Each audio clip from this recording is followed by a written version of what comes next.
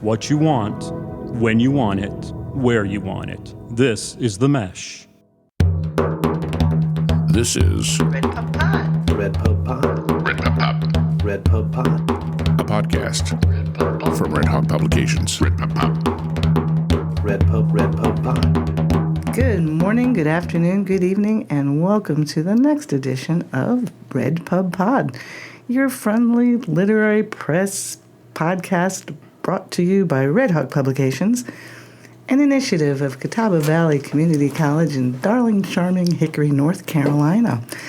Thank you for being with us today and listening, and I'm very honored to say we've got, again, a wonderful author that we're looking forward to interviewing, John Rhea, author of Lifer. But just before we start getting into Mr. Rhea, I do want to present to everyone our guest podcast host of the day, which happens to be the illustrious and poetic Tim Peeler. Hey, Tim, how are you? Hey, I'm doing wonderful. Thank you. Good. And thank you so much for joining us today. We're looking forward to the different podcast hosts that we have that kind of step in for us. It's been fun, and it brings a little new light to some of the questions that we ask.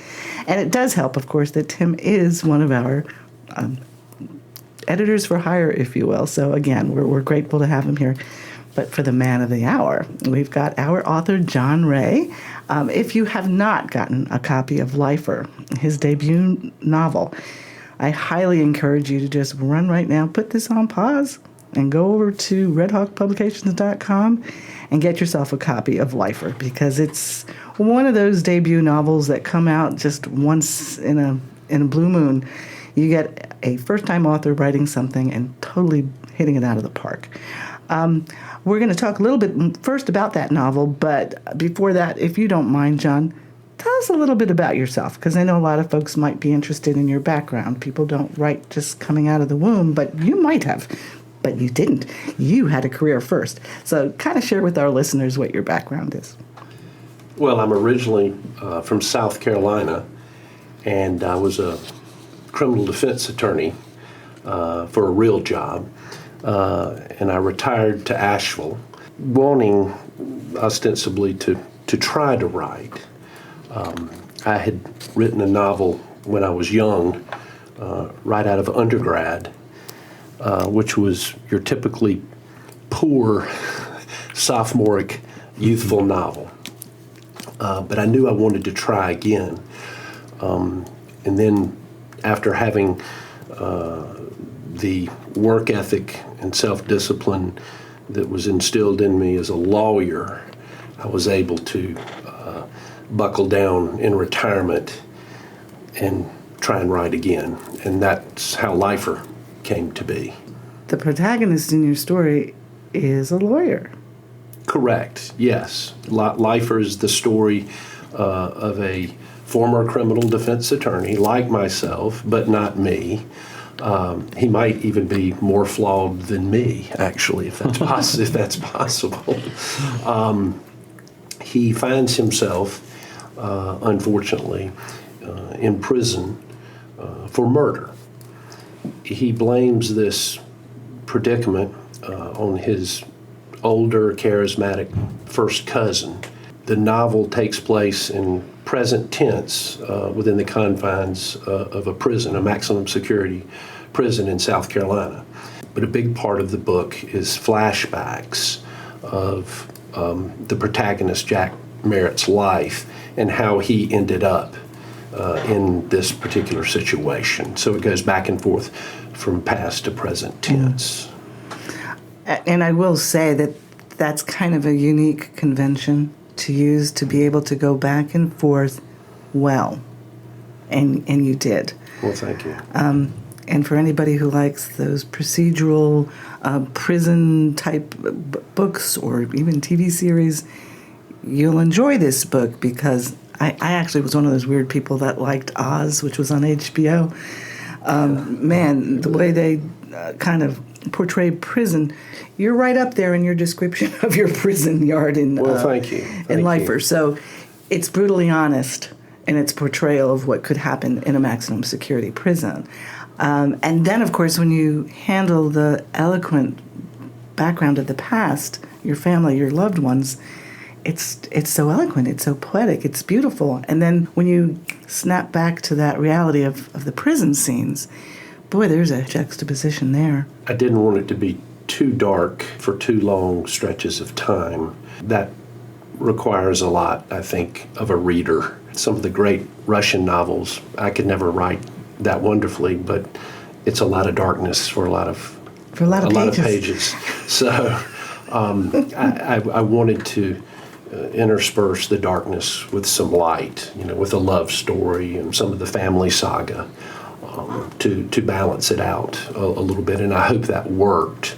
The quick cuts, from past to present, and shorter scenes, that just seems to come naturally to me. I think when I was growing up, I read Joan Didion, kind of the queen of the quick cuts. And the short chapters. Yeah, and short chapters. And also writers like my hero, Thomas McGuane, writes like that a lot. So it came naturally to me to do it that way. I don't know whether it was by design or just that's the way I write. Did you have a background, other than what you started to write when you were an undergrad, to accomplish this magnitude at this quality of level of writing? Did you take any writing classes? Did you belong to a writer's circle? I did, absolutely. I took a class at the Great Smokies Writing Program out of University of North Carolina, Asheville, which I can't say enough good things about. And I had, as a teacher, I had the great Tommy Hayes, who's good friends with Tim, of course. Wow. Tommy's just a wonderful person and an excellent novelist, obviously. But he was very kind and generous with me as his student, and encouraged me to continue. I made him promise that he wasn't just being nice. Sometimes teachers are very nice to students, but he said, no, you need to see this through. And he also put me in touch. He said, you're going to need a good editor. And he put me in touch with Tom Rash, also Tim's friend, who is just a marvelous editor, and we've become great friends. In the acknowledgments at the end of the novel, I thank Tom, and I say something to the effect that the best advice I can give any aspiring writer is to find an editor who's 3 times smarter than you, and that's true. Writing is difficult. In some ways, there is a great creative spark that all writers have at some point in time to get things going. But a big part of writing is just hard work. It's rewriting, and redrafting, editing, as Tim well knows, I'm sure.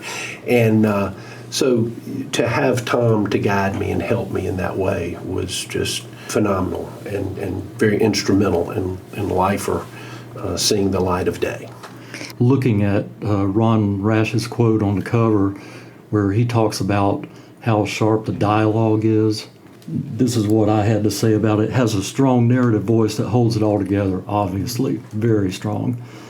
But one of the things that drew me to the novel is the quality of the dialogue and how it serves to advance the plot. And that's like really high-level novel writing, especially for a first novel. Would you talk about that, how you managed to come up with this incredible dialogue? Well, thank you, Tim. I appreciate those kind words, especially coming from someone as experienced and talented as you. That means the world to me. Well, this was my first novel, but you have to understand, I've been trying to be a writer and wanting desperately to be a writer since I was 15 years old. I wrote a unpublished novel when I was 24. That was, as I said, your typical sophomore effort. I had started another novel before I abandoned it and started Lifer. So I've been writing for a while. In terms of the dialogue of this book, when I was a lawyer and working long hours, I knew that I didn't have time to write a novel, but I would hear these wonderful bits of dialogue. And so I did write them in a journal. And I've been waiting with some of them, not all, but with some of them, to find the right vessel in which to use that dialogue, and Lifer became that vessel for a lot of it. But I think dialogue is one of the things that, for whatever reason, comes naturally to me. I don't know that descriptive writing sometimes is a challenge for me, but dialogue, I hear it musically in some ways, and I love writers who are good with dialogue. I think I've just been reading a lot of writers who I consider to be great with dialogue. Ron Rash is great with dialogue. Richard Price is great with dialogue. Barry Hannah was marvelous with dialogue. Southern dialogue. It's got to be, sometimes it's got to be really sharp and succinct and spot on. So, it's just practicing that. But when I say a musical quality to it, I just have to say it over and over in my head in kind of a sing-song quality to make sure it sounds right, but also it ends at the perfect time. And Walter Percy was great with that yes. as well, like in The Moviegoer and Lancelot. So, I've always been attracted to writers who enjoy writing dialogue. That's a long answer to a short question. No. I'm sorry. It's just rare that you see that in a first novel where it's used so perfectly to advance the plot.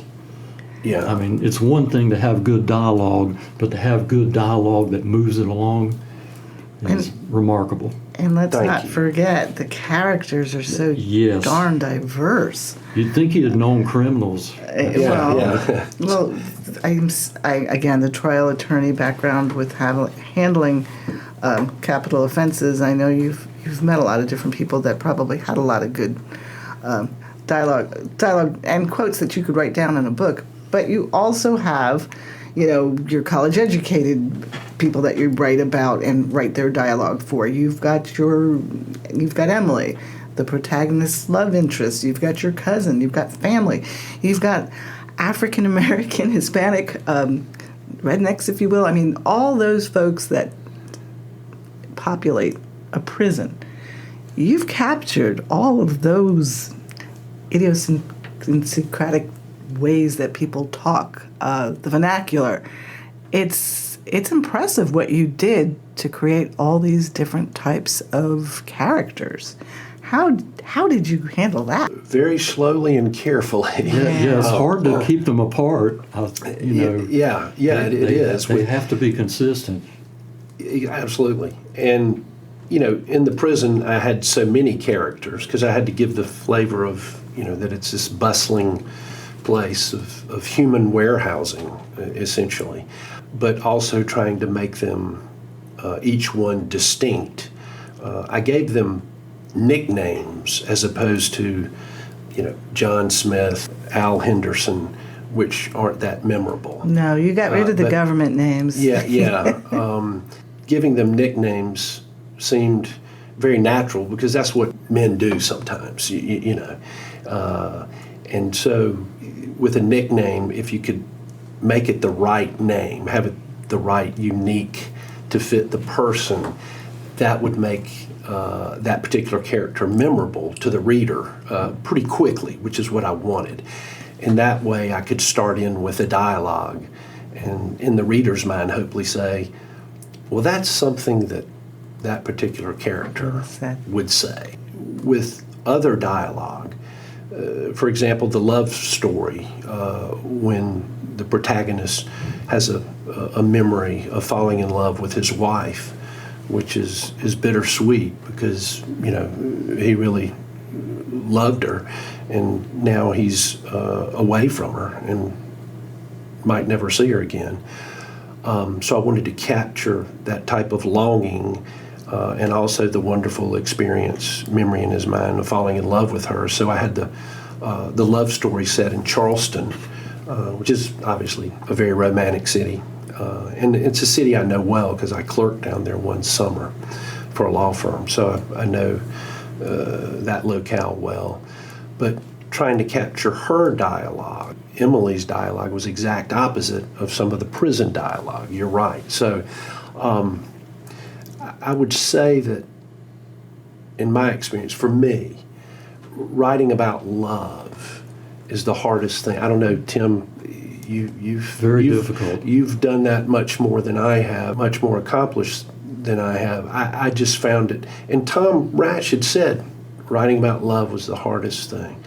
The prison scenes came fairly quickly. I mean, I edited them a lot, but in comparison to the love scenes, they were very, very difficult to get right. I probably rewrote the Charleston scene more than any other in the book, trying to get it just right, because love is hard to write about. That's a lovely setup, how you met and the dates you went on. I mean, all of that, it's very memorable, and I pictured it in my mind as I read it. So well done for the rewrites. Yeah, thanks. I have a question, just bringing this back a little bit to that writing community, and there's a reason why we like to harp on that here at Red Hawk Publications, is because we have a community of writers that are actually coming to our campus. It seems like every semester we're creating a writing community through classes that we offer at night, and sure enough, the same people that started it in the fall took it again in the spring, and they're taking it again in the summer. Again, it's become a writer's community, and you mentioned that you used the UNCA's Greater Smoky Writers as yours. Does that work the same way? And I'm asking because if I have some referrals for people who want to join that, is that something that you can attend all the time, or is that kind of more a one-off? Or do people participate with the Great Smoky Writers series? No, you can take, and in fact, I took a class before I took Tommy Hayes' class. Okay. And I was working on a totally different project then. The novel that I had started before Lifer, that I wisely, I think, abandoned. Okay. But yes, as far as I know, it's just a matter of signing up. Right. Tim, correct me if I'm wrong. Yeah. Signing up in time to, to catch their classes. Yes, and yes. They're online, if I'm not mistaken, because I think I know someone who takes it. Yeah, they just hired Luke Hankins to run that program, which was a really good hire. I mean, he will do a great job for them. Great. And again, just sharing that with our listeners and maybe those aspiring writers out there, there are so many opportunities to get involved in a writing community. Even if it's virtual, it all helps. And the very fact that through this writing program, you met Tommy Hayes, who referred you to Tom Rash, your editor, and Tom knew of us, Red Hawk, and you end up getting your book published. So we really can't emphasize enough the importance of writers' communities. It's good for your craft, it's good for the discipline and accountability, and it's also solid in terms of networking. Absolutely. And I've just found a very welcoming, warm, kind, encouraging community of writers, both in Asheville and in Hickory. I mean, the fact that, Tom and Ron Rash and Tim Peeler, people of that caliber would, take the time out for previously unpublished author working on his debut novel and take that much time and help me like that is just, I'm honored and humbled by it. But I think that's, in talking with other writers or aspiring writers, they have similar stories of how helpful everyone is. And I think that's important to have a great writers community, to encourage people that otherwise might not get involved. Because at the end of the day, writing is a solitary experience, as Tim well knows.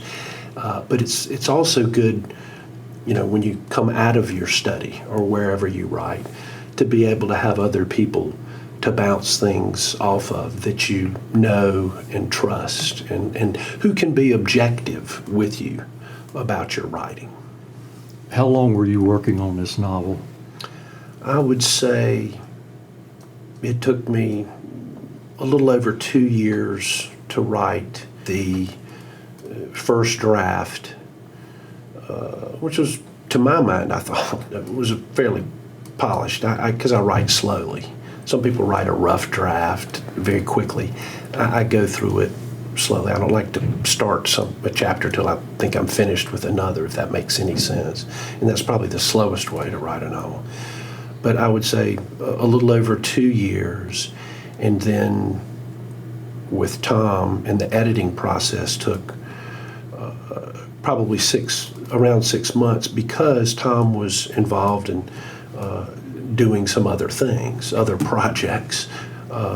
So, I would make corrections and then wait till he could get to them. So you walked around all that time with the story in your head, and people thought you were a zombie? Yeah. Because that's the way it is when you're in the middle of a story. Oh, yeah. I mean, that's something, as a writer, it's pretty hard to explain to somebody. If you're in the middle of something, you're walking around thinking about it. Well, in your day-to-day life. I think there were parts of the day when my wife just kind of gave up on trying to have an intelligent conversation with me, because she would be talking about something, and my mind would wander as to, what do I need to do with chapter 7 there? And she would, eventually she realized, let's wait till he unplugs from what he's working on, and then we'll have a conversation. So yeah, you're in your own zone, but I think it's important to stay in that zone if you can. You have to. Without getting kicked out of the house, mind you. Because, I'm so afraid. Do you find this, Tim, that if you step away, that you might lose something to the ether? It's not the same person coming back to it. Yes, exactly. It'll somehow alter. It's the whole, you can't step in the same river. That same. It's a different water river every time you step in. Absolutely. The water's moving, and you better capture it when you can, or you will lose it forever. Downstream, it'll be swept away. So, yeah, there is a little bit of that feeling. Writing is hard enough without trying to make it harder by getting away from it, taking away from your level of concentration. I think you have to be consistent with that. But do you put a word count on a daily basis for yourself, the Hemingway method? No. And I mostly write poetry, even though it ends up being like long narrative things. I don't worry that much about how much gets done. I just want to make sure that something gets done every day or close to it. I've heard from a range of a lazy female author, she knows who she is, who says, I am the world's most laziest author. I don't give myself deadlines or page numbers or X number of hours daily. At 3 a.m., my character wakes me up, and I start writing. So she gets possessed. That's her motivator, but she admits that she's not that disciplined daily writer. She writes when she is called to write, and she's very accomplished. The other end, of course, you've met people, and the folks, it's like, I got to get my 10,000. I've got to get my a chapter a day. I write every day from 6 a.m. to 10 a.m., and then I'm good. So it's a range. But everyone has their discipline model. What would you say yours was? Like, did you make yourself write Monday through Friday or 7 days a week? Or, Well, I have to treat it like a job, or else I'm afraid it just won't get done. I do think, being a lawyer helped in one regard, which was, the self-discipline required that I might not have otherwise had. So I have to show up for work every day and try to write. Now, some days go better than the other. But I'm like Tim, I couldn't do the Hemingway method of, I have to write X amount. I can't remember what it was, 350 polished, finished words per day or per sitting. I can't do that. That would be a recipe for misery for me. I do think it's possible to go to work and not have that many words to show for it. Mm-hmm. But you've gotten a lot accomplished because you've thought, very seriously and intensely about what you want to do with the scene, and also what you don't want to do with the scene. So you save yourself some time of going down a blind alley. And you might write a lot of words, but you'll have to tear it up at the end of the day or the next day. So I do think it's possible, don't you, Tim, to just by thinking about what you don't want to do, you're really accomplishing a lot, even though you might not have written much, if that makes any sense. Right. And you just have to really take advantage of the times where everything's working and you know that it's good writing. That's right. And, that's when you have to, like if you would talk to Ron Rash right now, he's writing short stories. And he's really got the muse. He's in the zone. He is in the zone. And like one day Tom called him and he said, "You got 5 minutes." Yeah. Yeah. I've seen him when he's in that zone before. Right. Yeah, you just don't want to tinker with it. Yeah, you don't want to mess with it. No. Whenever it, Because the muse is not always in touch with you. Yeah, she's not just hanging out waiting for you. Yeah, but when those lines of communication are open, you better be in a position to be receptive to it. You know what? I am going to ask you to prepare, or if you wouldn't mind doing a reading for us, a select reading from the book. And while you do that, I want to apologize to our listening audience. Richard Eller is here too. And I know he's laughing. Well, Richard, I have a question for you because you too are quite the author yourself. Sorry, dear. Sorry, dear. But you write a lot as well. And I never asked you this question as someone who does write historical writing. What's your discipline? I see you write dutifully, but I'm just kind of curious. What's your theory on writing? I'm not these guys. So I write, I'm like, if I can get 1,000 words a day, it can be great or it can be trash. But I gotta have something I'm going for, Okay. I agree with you, what John was saying about getting in the zone, because if you're in that zone, you don't want to let that tiger go. Yep. You gotta grab onto those ears and ride with it. I like to go back and read it as a bit of a different person to see if I really was in the zone or I wasn't. That's true. Yeah. Whoa. I don't follow. What are you saying? What? You look at it with fresh eyes. Oh, yeah. You come back to it and go, that's stupid. I don't write that. That don't make any sense. And then I got to have, my wife is my, the first person that always reads this stuff. And I'll get her going down the road and say, hey, read this and see what you think. I think you do need somebody to bounce it off of, be it a writing community or, somebody that you trust. And we know that Ron's first reader is his brother, Tom. Right. Who was your first reader? Who did you bounce things off kind of fairly quickly? We know Richard had Claudia, Ron has Tom. Who did John have? Was it your wife May or? Well, May is always one of my first readers. Okay. She's a voracious reader. I truly don't know anybody who reads more books on an annual basis than she does. Tom Rash, after he became my editor and friend, is a first reader. And I have two friends of mine who are lawyers, but also voracious readers of literary fiction, who have always been my first readers, even before Lifer. Okay. And one of the things about lifelong friendships, Tim, they'll be brutal with you. They'll tell you what they think. But writers need to hear that. Yeah. So I've got this little group that are my first readers. Okay.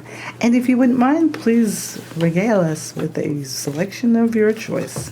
This is again from Lifer, written by John Ray, published by Red Hawk Publications, and we do encourage you to go to our website, redhawkpublications.com, and get yourself a copy of John's book. We're going to have him sign a few too, so if you're hearing this and you're interested in the book, order it online. You'll get an autographed copy. Let's make sure we get you the autographed copies before you leave.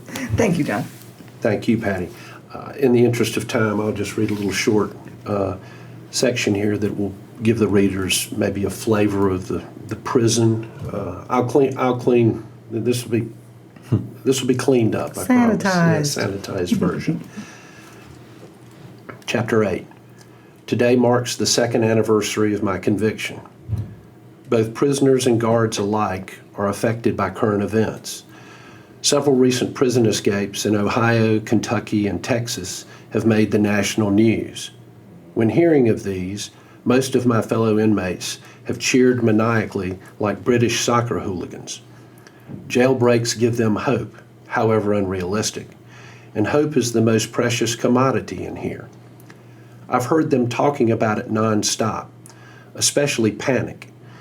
He relishes the thought of sticking it to the man, almost as much as he does the idea of his own freedom.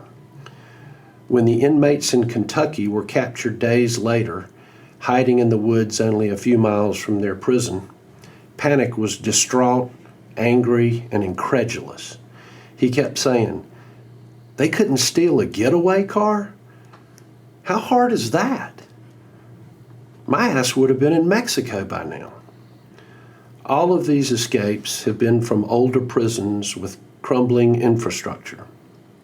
According to the news, the inmates in Ohio, who had some working knowledge of HVAC, discovered a compromised grate and were able to shimmy through the ventilation chases to the outside. Unfortunately, a new underground facility like Congaree presents unique challenges. But the guys in here are much more knowledgeable than me about construction matters, and I won't be surprised if one day somebody figures out a way to get up to ground level. So then what? Unless he has a catapult ready and waiting, he will still have to deal with the sharpshooters in the towers and somehow scale a 30-foot-high concrete wall topped with razor wire so sharp that it occasionally slices careless birds in two. If by chance an inmate should make it all the way to the yard, I doubt he'd fare any better than those poor birds. Regulation 206 states that inmates, while on the yard, must not communicate in any way whatsoever with the guards in the towers. It's commonly known as the distraction rule. Like many regulations, 206 has at times been bent, depending upon the personalities involved. On the yard, I've heard Master chatting with one of the sharpshooters nicknamed Blink. They have a mutual friend. They used to talk about NASCAR mostly. Then last week I overheard Blink tell Master they couldn't talk anymore. They're clamping down on us. Why's that? Not sure. Had a big meeting with the top brass and they laid down the law, Blink said, walking to the other side of the tower with an AR-15 resting atop his shoulder. The rifle cast a long shadow across the guard tower, making it look like there was a bayonet attached. Panic went over to Master and said, "What's the deal with your sweetheart?" "They say he's a crack shot. All that matters." "Well, why don't he join the army then?" Panic said. "Wanted to. Got a bad foot." "Sounds like an Earnhardt fan," Panic said. I can't help but wonder if the crackdown is a result of those jailbreaks getting a lot of press. It could have come down from on high at the Department of Corrections, or it simply could have been a matter of our warden seeing his fellow prison officials in Texas interviewed on NBC and realizing that an escape would signal the end of his political ambitions. Losing an inmate would be great ammunition for an opponent during a debate. Today on the yard, looking over the razor wire at the tall pines in the distance, I saw the two egrets circling. I've noticed them for the last few weeks. The birds seem to return to a location about a half-mile away. I estimate that's where it starts to get swampy in Congaree National Park, a 40-square-mile hardwood forest bordering the prison. It's very much like the woods I grew up playing in, and this wilderness has taken on a mythical quality for me. If I could just get there and make it to the river, it would be impossible for the dogs to track me over water. Maybe I could have someone, who, leave me a kayak and plenty of food and water. enough to survive for a couple of days. There's a scenario in my mind where all of the pieces fall into place. Before prison, I didn't know what true longing was. I thought I did, but it was just some romanticized nonsense. Longing, I now know, is not Jay Gatsby staring at the green light on Daisy's dock. Not by a long shot. That's desire, a completely different thing. Longing is being aware that what one desires is unobtainable. Wow. Wow. It's not only well written, but you read really well, John. Well, thank you, Patty.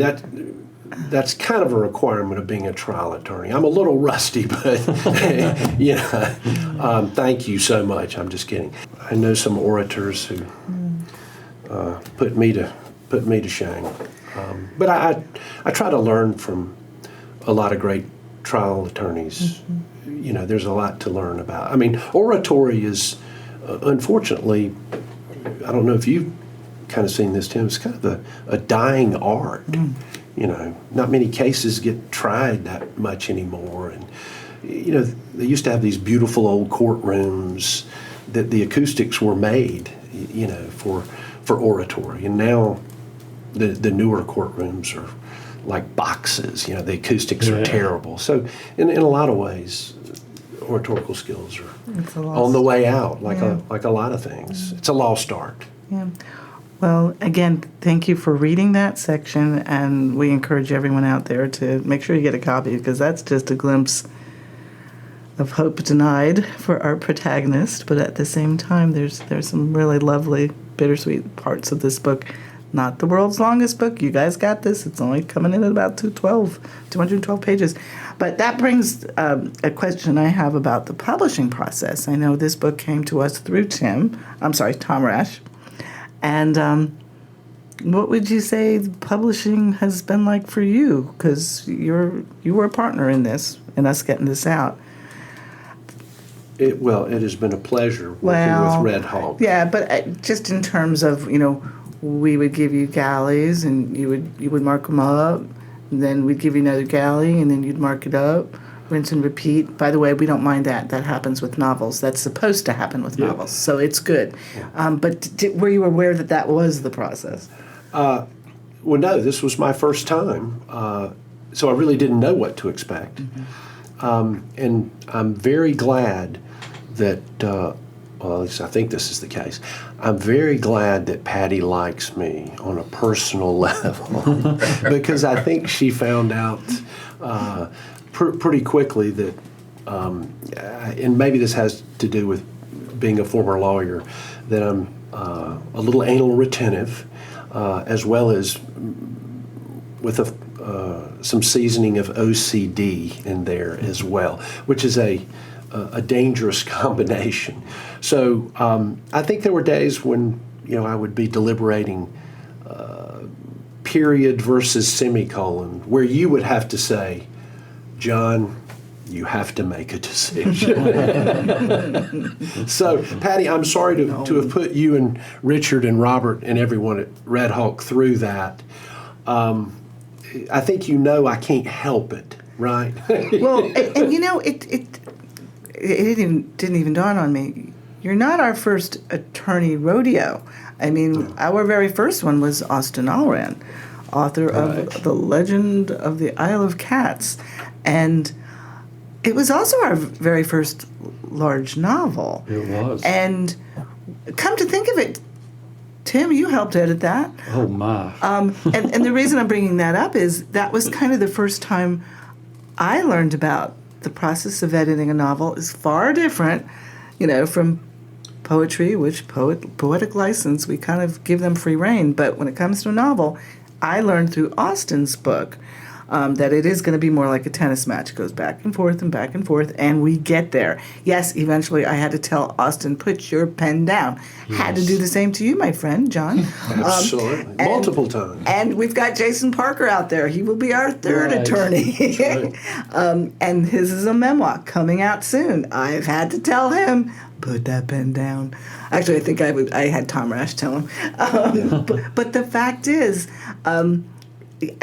novels are different. Working with an attorney mentality is a little different, too. I'm okay with it. Attorney-friendly over here. I need to get you together with my former paralegal, who was like my sister, Beth. Shout out to Beth Brown, the most patient woman in the world, along with Patty Thompson and my bride.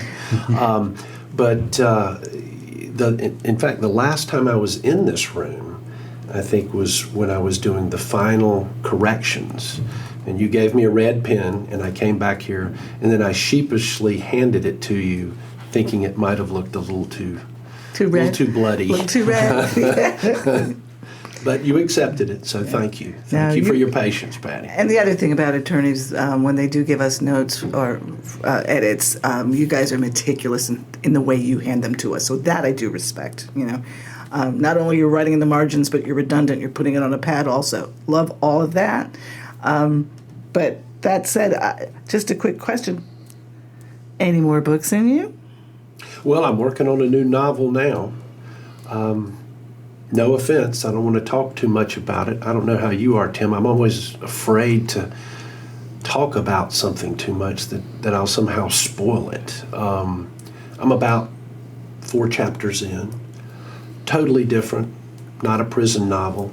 I mean, it is literary fiction, but it's nothing to do with life. Or I don't know where I'm going. I'm letting it happen organically. It could, any novel, I guess like a poem, is trying to take the Kon-Tiki across the Atlantic Ocean.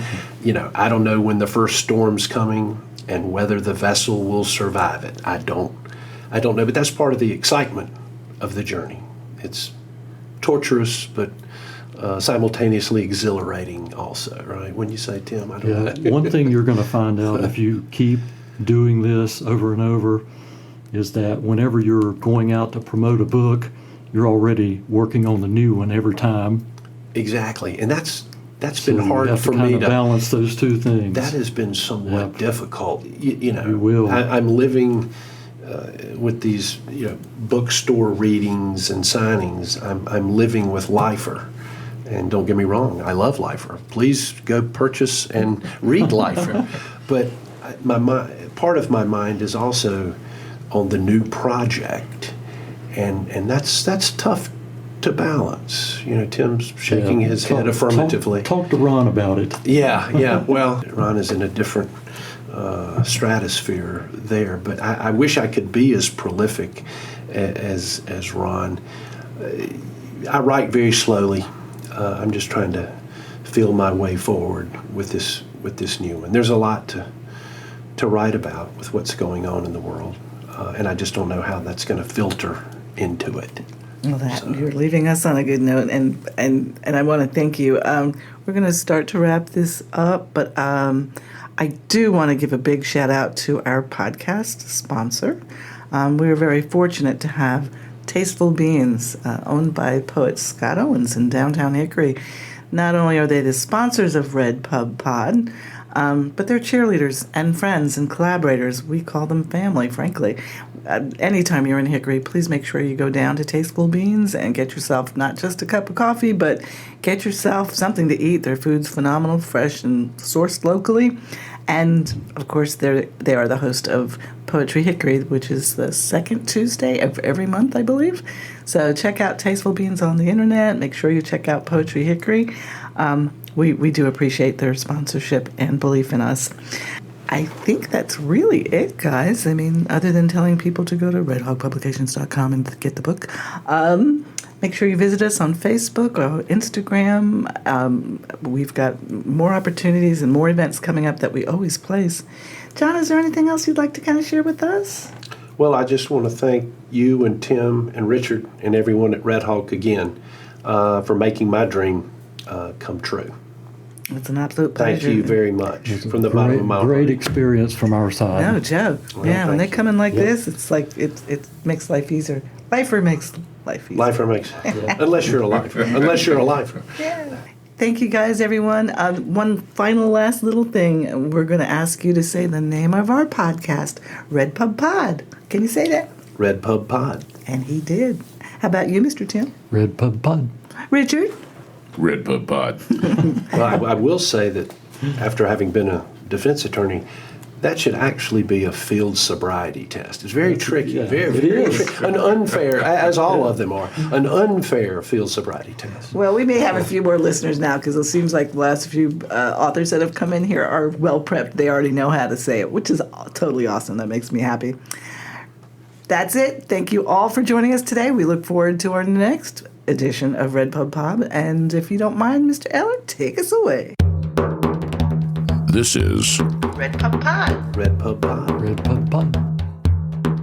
a podcast. RedPubPod from Red Hawk Publications. RedPubPod. That should actually be a field sobriety test. It's very tricky, very tricky. You've been listening to The Mesh, an online media network of shows and programs ranging from business to arts, sports to entertainment, music to community. All programs are available on the website as well as through iTunes and YouTube. Check us out online at themesh.tv. Discover other network shows and give us feedback on what you just heard.